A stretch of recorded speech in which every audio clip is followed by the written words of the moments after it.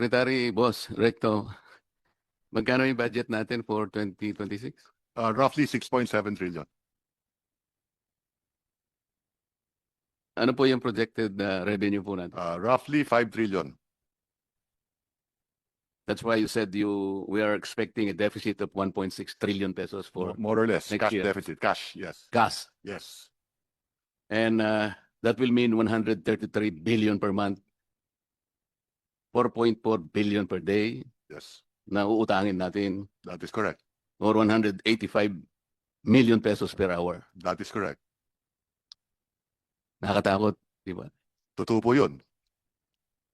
Pero sabi mo kanina, huwag tayong magalala kasi alam nyo, nasa ano pa naman ito eh. Correct. Manageable, sabi mo But kanina. for as long as we grow faster than the debt, if the economy grows faster than the debt, then we outgrow the debt and we pay down the debt.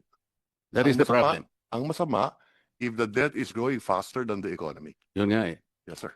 At ano na yung outstanding debt natin sa ngayon? Roughly 17 trillion.